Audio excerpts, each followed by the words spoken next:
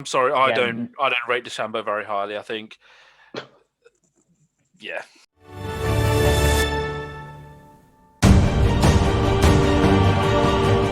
Right, there you go. Hi, guys. Welcome to the STS team here, doing our first ever In the Rough podcast, joined by Tom and Sehab down below. And yeah, let's get into it. And obviously, can't start anywhere else but JT.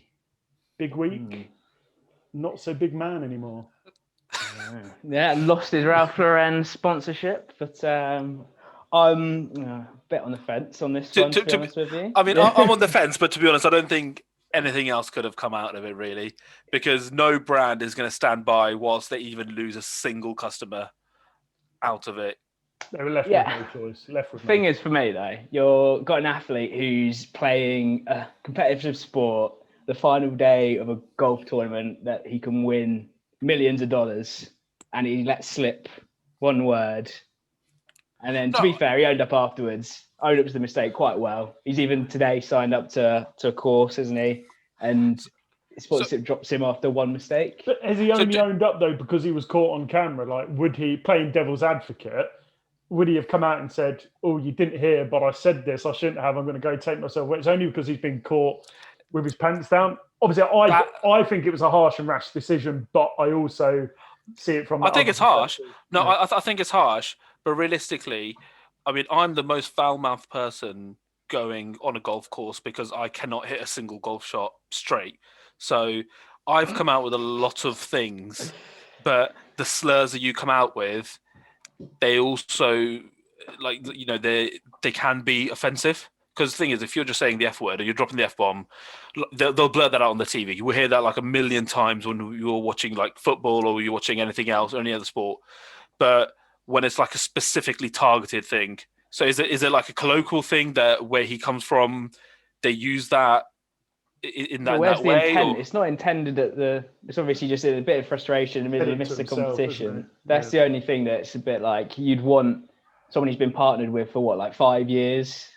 That's the only bit. I understand it's like, you know, it's the term, it's all that sort of stuff. It's like, I think it's harsh. I think it's ridiculously harsh that one single mistake can do that, but at the same time, they can't not do it. They're left with no choice. Well, they've left the door open as well, to be fair, haven't they? They said if he can earn and show that he's obviously building on it. And I'm not going to lie, I went to the LGBTQ.com to research the thoughts of the community. Right.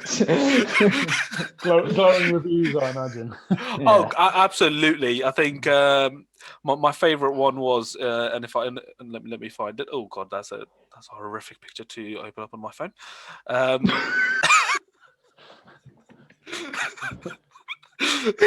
that's it. I've lost his sponsorship. There we go.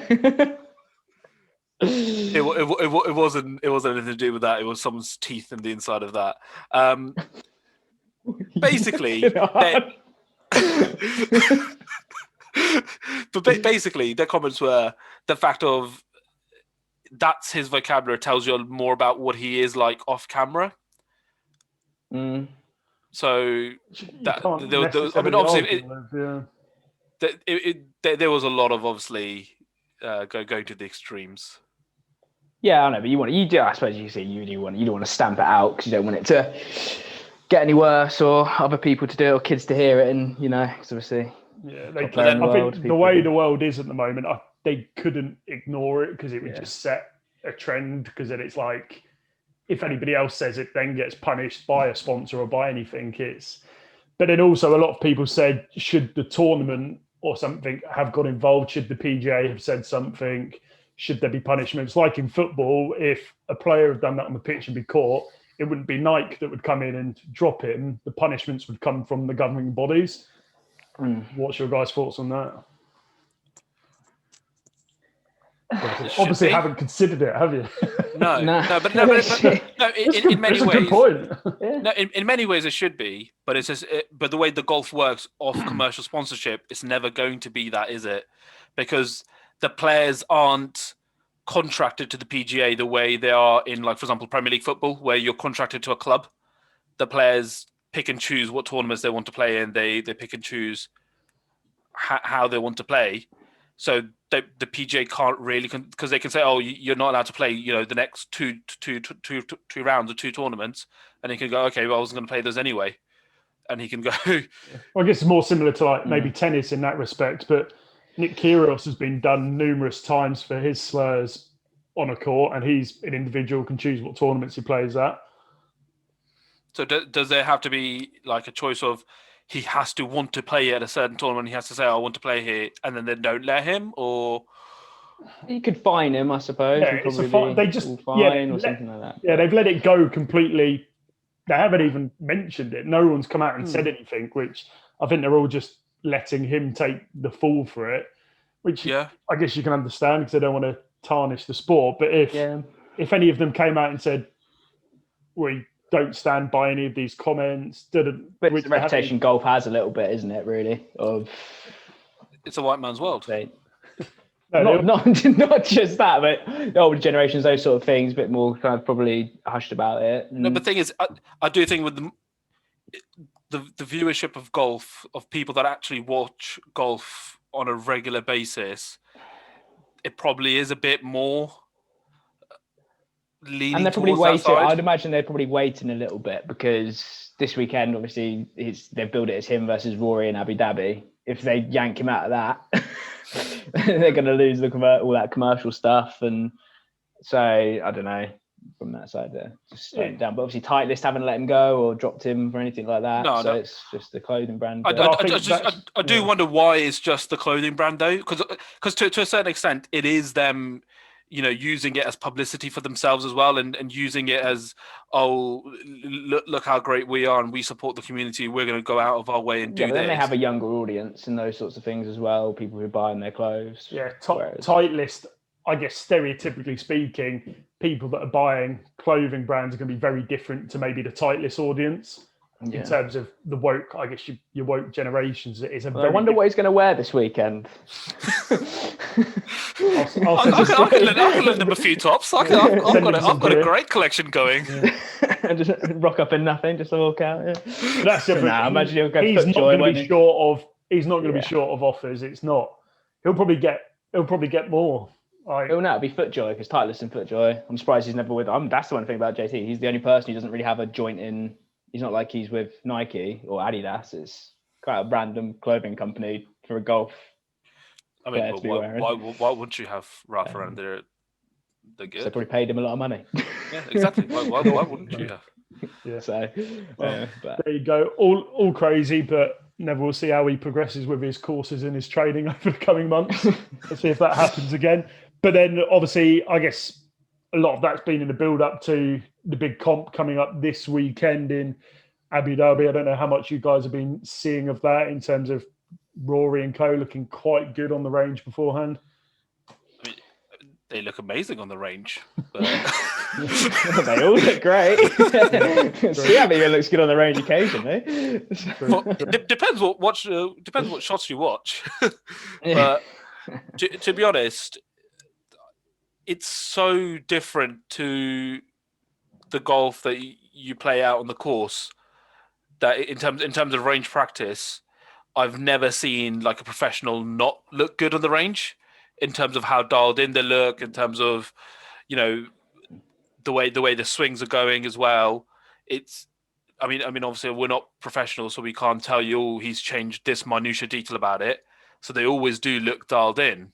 But the interesting thing is going to be see how Rory's come back after the break, because he wasn't playing his best when we came back to COVID, and you have the Masters first round trying to drop him out of that contention, all that sort of stuff. So it'd be interesting to see what he's changed, how he comes out of the first tournament, because he usually plays well out there. So it's going to be him coming out redemption for that, and JT redemption for obviously his faux pas. So Fleetwood's got the best track record out of there than any of them.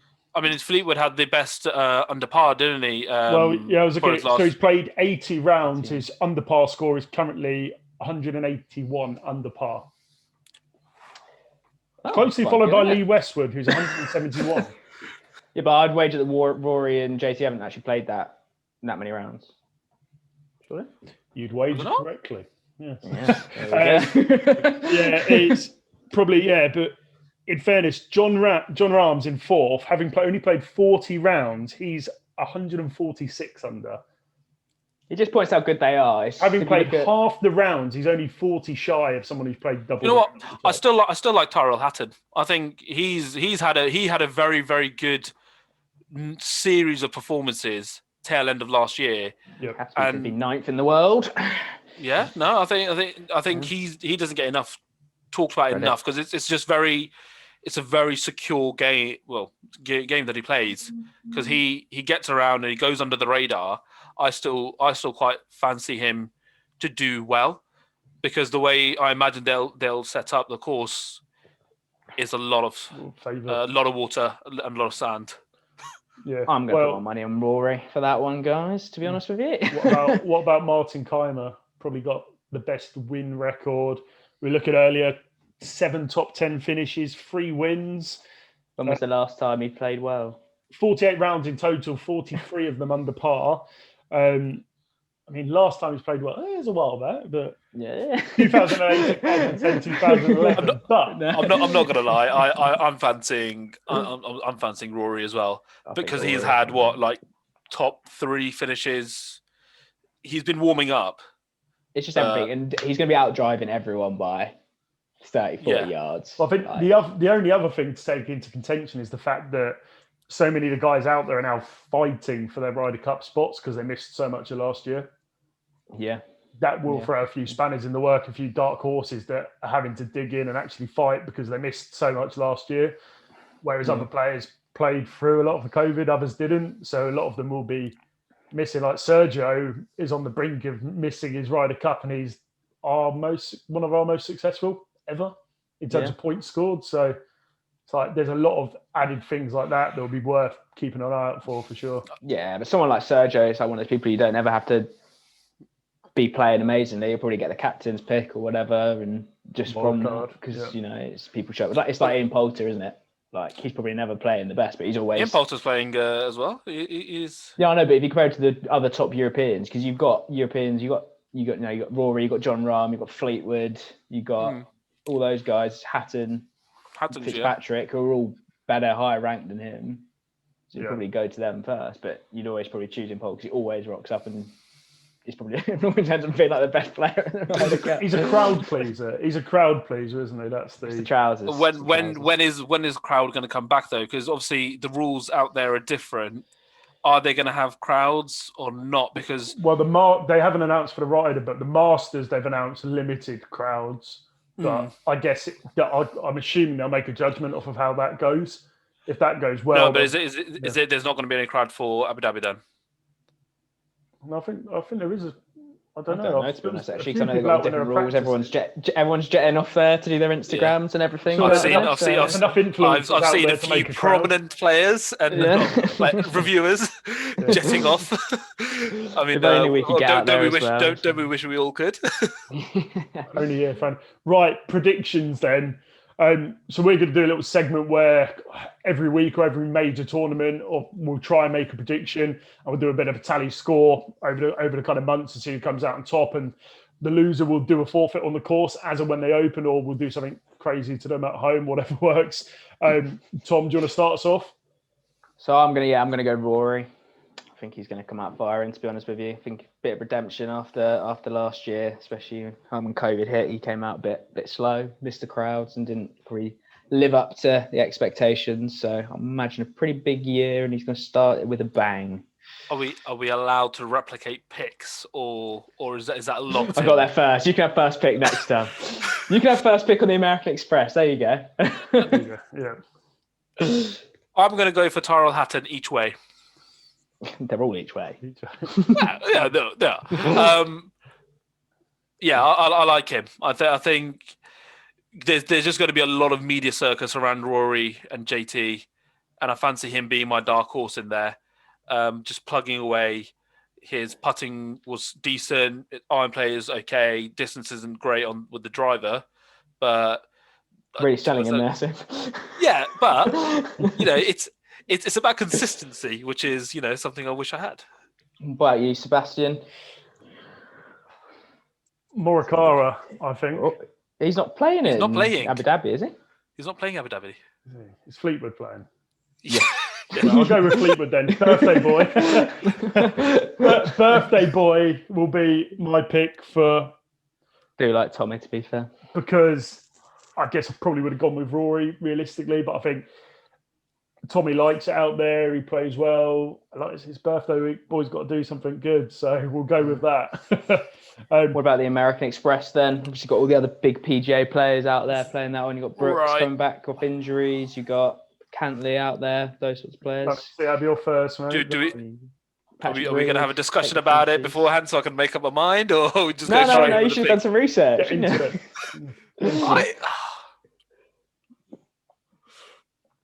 So if I win, if I pick someone that's completely outside the top mindset almost, and he goes on to win there, is there like a special prize in there? Or I think if the winner picks a black horse, like a complete outsider. A black horse, a dark horse. Dark horse. Yeah. We're getting taken off YouTube. If they pick a complete outsider, I think not just selecting the forfeit. I think both the other two that don't get it both have to do the forfeit. I'd say. All right.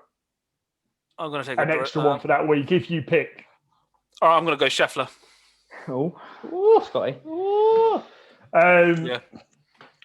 I'm going to go Brooks purely because of he's a very dry and boring man, but his banter he's not very good. He's hilarious. But you're quite dry, Tom. So he's one of the funniest men on YouTube on fucking PGA Tour. Yeah. So I'd have put him first, and then Tom. Once you pick yours, I think for a bonus round, we should all pick who's going to come 20th for the big money. Yeah, Kevin Kisner, if he's playing. Picked him already. Yeah. I would have picked Neiman if he was playing, because over those last two tournaments, he's come second both times and been 41 under over his last two tournaments, but he's not playing. So I think I'll go Patrick Reed. Yeah. Always consistent, always sort of good top finishes. To be fair, I'm about to look who's playing to do my top 20 pick. Is that what's called? Is someone writing all of these down? So we can't have anything going back. Oh, claiming. Matt Wolf's playing. Oh, yeah, Wolfie. Podcast, mate. It's recorded. You can't get away from your pick. 20th. You're committed now. 20th. I'm going to go Answer. Tom, who's playing? Names at me, mate. You got Cantley, Reed, Koepka, Scheffler, Tony Finau, Matt Wolf, Sung Jae Im, Answer, Kevin Na. I'll go Tony Finau. Hasn't won a tournament in. Yeah, you know he's not going to win. What was it? 1,000 days? No, it was like 1,400 days or something crazy. Yeah. 2016, is it? Well, mind you, Brooks and McIlroy are up to almost 450 each. There you go. Last time McIlroy played a full year, and they played a full year, he got player of the year and won like 4 tournaments. So, yeah. I'm going to go Kevin Na actually for my 20th pick since he's playing, and he just come off a win. Okay. So you think he's going to drop all the way down to 20th? Yeah. Big boys are back now, aren't they? That's the thing with the most recent tournament. They're the ones people have got to win, who aren't necessarily like Kevin Kisner with his the only going chair up to come 20th. Those are tournaments you can win when Brooks. Can't they read McIlroy? Those aren't playing. So, yeah, we'll go Kevin now. I forgot Sung Jae was playing. He'd been nice. Fine, good. Well, I was going to say this week as well, one of Tom's favourite things, a lot of new club releases from all the brands. Probably the one that's had the most advertisement I've seen is probably the new sim drivers. I don't know if that what you guys have been seeing or something else has stood out more, but that's definitely one that seems to have been pumped by everyone for. It's driver season, so yeah. So what was it once? So I saw the Callaway released there. You've had Callaway, you've had Ping, you've had Ping Cobra, G420. You've had TaylorMade. Obviously, Titleist did theirs the back end of last year. They're pretty much all. To be honest, a new range, pretty much. I'm, being Mr. Frugal, I don't see the point in buying a new one, completely new, ever. Unless somebody wants to send you on to test, isn't that right, sir? No, yes, absolutely. Absolutely. So if someone wants to send me one to test that's completely new, I will do my best to give a fair review. But having said that, every single review I've watched, especially for like the Sim 2 and for the Callaway, there's like no difference from last year's model. Yes, the looks are slightly different, but in terms of performance, in terms of actual data and numbers, and even a couple of the big YouTubers that I've seen, they did it like, testing against years old clubs, and essentially the data showed that you get like 1 yard a year. Well, such marginal gains, isn't it? Only the best players in the world are probably going to see. Yeah, so there's no point for someone who's like me, hasn't got a handicap, hasn't got, a consistent shot with a driver. Just a driver? Okay, right. Depends. Of course, if he doesn't have a handicap, we've got to give this guy a break. So, and also, that shot that you hit off into the woods, I was the only one that actually hit it straight with the driver. But yes, Seb did me dirty on that one, posting that. but yes, but my point being, the gains are so small. Is it worth you spending $450 every year to get an extra potential yard?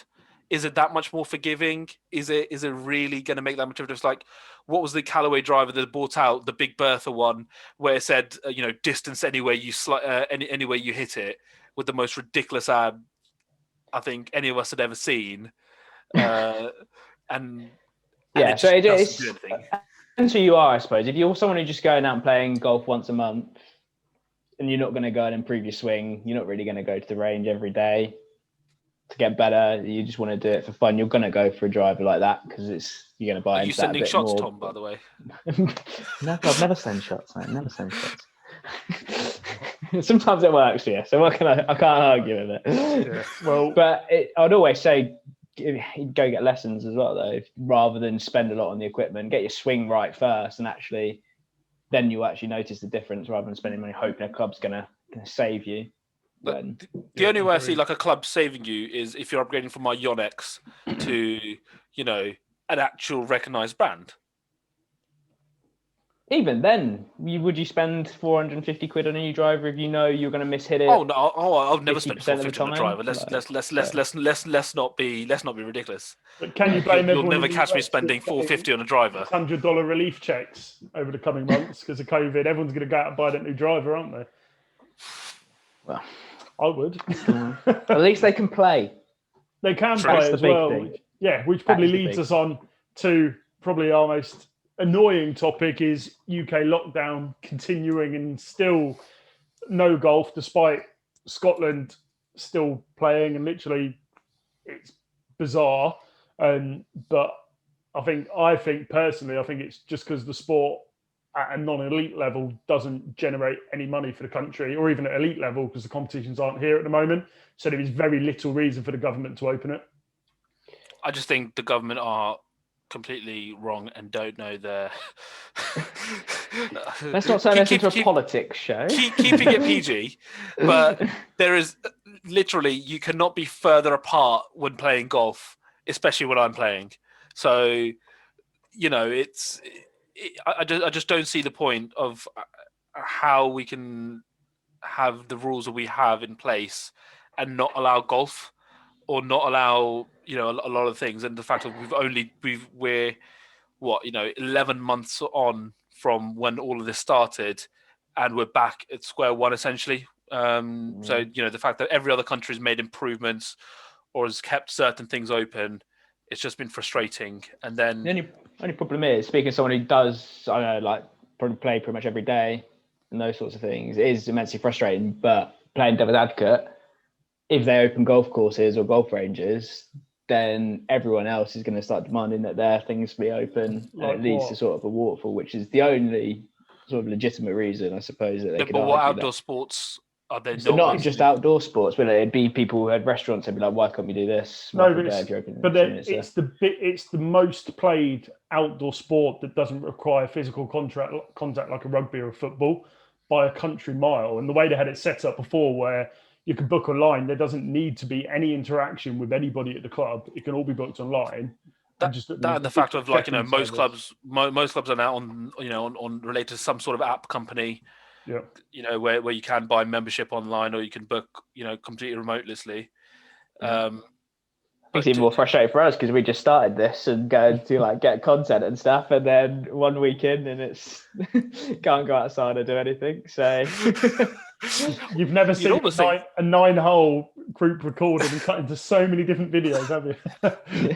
We've got 30 different pieces of content on Instagram for half a round. That is magic. Can't say we're not pushing it, you see, but I need to go into marketing. I need to sell these services. All you need to do is go out once every other month. And I'll grow your following. I do want to say that when courses do open up, we will aim for more than once every other month. we do want significantly more, and in some other places, and hopefully with some nice blue skies. Because see everyone's nice videos from Hawaii and the US, nice temperatures, so everything flies. So, nice. If any club wants to pick us up and have us come out and absolutely rave about their course because we are idiots and we will love it, then please email us. Even after lockdown, I'll be so desperate. I will pay money. Just let me come. Just let me come. I will pay. I think that's the one thing we haven't mentioned the whole time is that obviously we want to give a kind of accurate representation of golf across a lot of different kind of levels as well, which we haven't sort of said. Obviously, you could probably guard that Siab's not the best in the world from what he's been saying. So hopefully we can, give it like a good scope of how different clubs act for different kind of levels and those sorts of things. So it's the major aim, isn't it? So the reason that we kind of started all of this is from everything we've seen on, YouTube, Instagram, everything out there. The guys that are reviewing golf clubs for everyone else, they are pros. They are, the guys who are going to see the marginal differences between new clubs, whether that be 1 yard or half a yard or 20.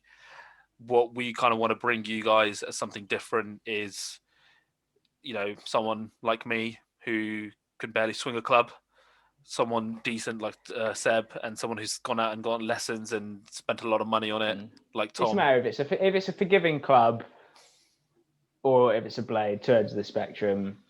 Someone who's good, playing without handicap as a pro, is going to hit both of them well. Yeah. You want to see how a forgiving club acts for someone who's not hitting the centre of the club face every time. That's for you. Yeah, it's giving a true representation to 99.9% of people out there, because obviously everyone wants to see a nice driver bombed 400 yards by the long drive guys. But if you do generally actually want to go out and buy a driver, buy an iron, you want to actually see how it's going to play, what it's going to look like, and the actual kind of true feedback from that. Not just like Tom says, forgiveness and kind of even the basic stuff like accuracy.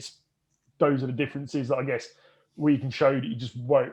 You can get that perspective from the pros and the PGA guys, but for us, it's very different, and we just give you that insight. And I think that's where we will separate ourselves from the wider market, but it also try and have a bit of fun as well while doing it. Because I think a lot of the channels are great, but they are often kind of educational based. It's a lot of kind of drills, tactics, tuition, whereas I think we want to do that, but we also want to kind of showcase the fun side of golf, the enjoyment that can be had with that, whether that's obviously new clubs, new courses, doing the other elements of that as well. So I think that's where we're going to come into our own.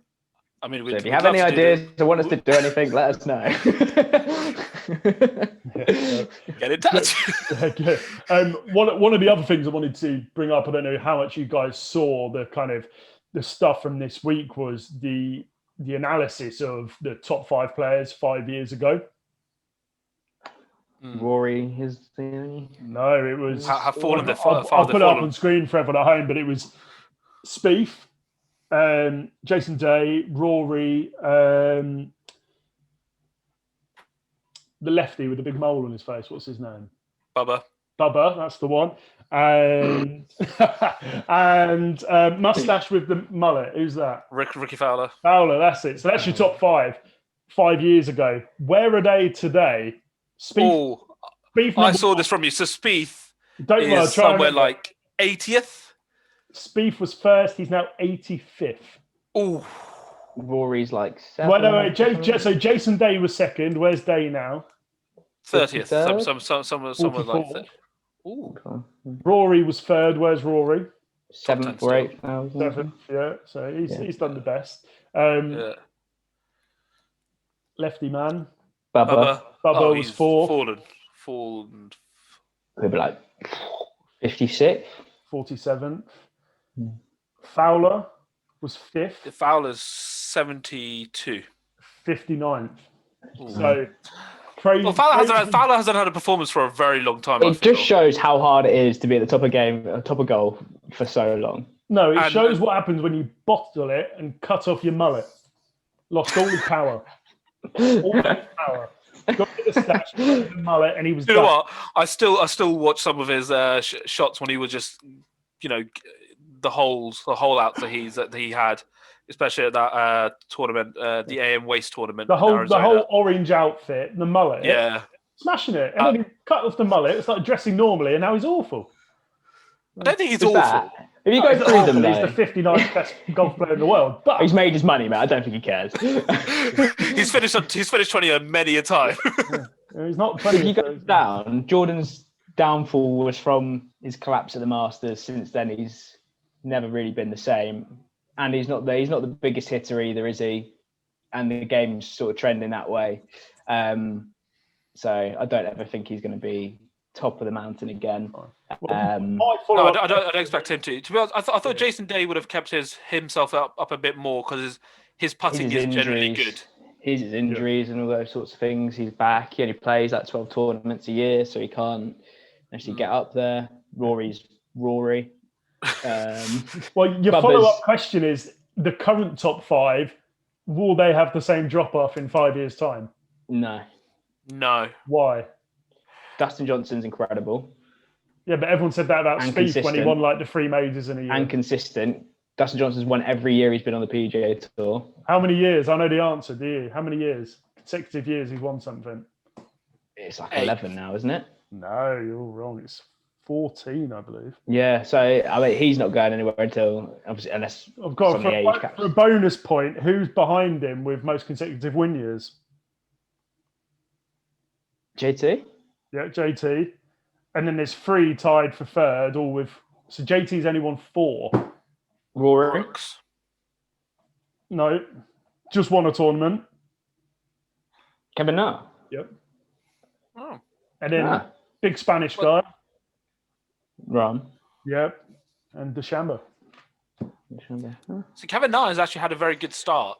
Well, no, he's only ever won 5 tournaments. He just spaces them out very well. Yeah, but every year. Keeps his cards, keeps moving along. No, but the point is, I think the top 5 that are now are very, very consistent.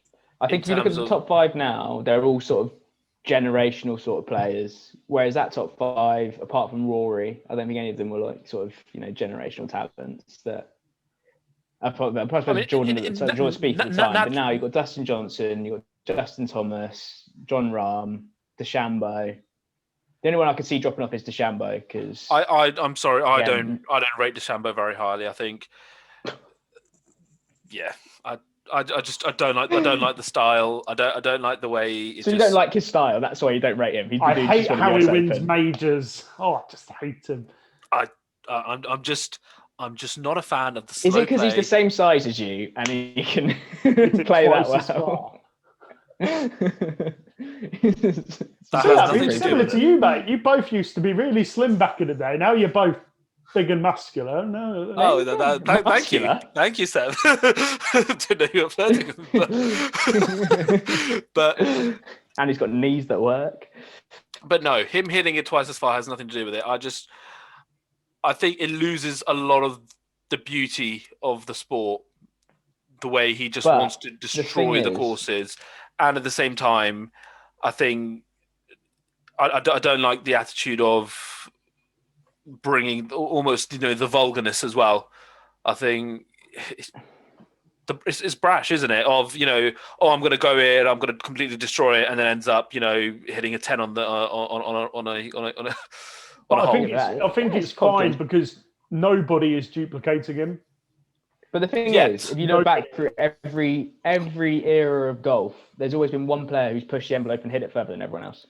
First but it doesn't. Tony Finau has been right up there Tiger Woods driver, and he only does a half swing. Yeah, but then every generation you get the person who's hitting it 20 yards further than everyone else, and that's why. No, but it doesn't matter about hitting it further. It's just it matters about every other element of the game, because Rory can hit it far, and Brooks can hit it far, and Dustin can hit it far. But those guys also pay as much respect to the sport in every other facet as well. Yeah, but so does DeChambeau. He just does it a little bit differently. He had the best putting on tour last year. It's not like he's rubbish at anything else or does anything else different. Like, he just does it a bit differently. I'm not saying he's rubbish. I'm just saying I just don't like the way he goes about it. Is it because of the analysis and the scientific approach rather than just playing the game? No, I appreciate the scientific approach. For example, like taking the sick putter and saying, "Oh, I need to lock my arms, and that'll help me with my putting." Amazing, love that. But it's just everything. It's just everything else. It's just the attitude going into it. It's just something that really irks me and drives me. His attitude to put on 20 pounds of weight in a season to gain yardage, you would argue he's more committed and driven than anybody on tour, surely. And now he's got to that, he can always dial it back and go, okay, I don't need as much weight. Surely that's no, but just to think of going in, saying, oh, saying Augusta is a this is a par for me in terms of wanting to be 8 under every single day and wanting that and saying, oh, that's a par for me. I think that shoot for there. No, pro golfers ever happy with what they produce, even if they shoot 6 under every round. They're probably like, I missed a couple here or there. No, of course, but you come out with the humbleness and the respect and the attitude in that sense. You don't come up before the tournament and say, if I'm not winning, there's something wrong, or if I'm not getting 60, then I'm playing poorly. A lot of players be like, Koepka was like that the other year when him and Rory were head to head in all the tournaments and all the majors. Koepka was quite abrasive and quite short. No, I don't like him then either. That's why I like Rory. So you don't like anyone? I'm happy to Who do you like, Sav? You like a JT, like someone who's a bit more loosey-goosey, doesn't really care about what they say. No.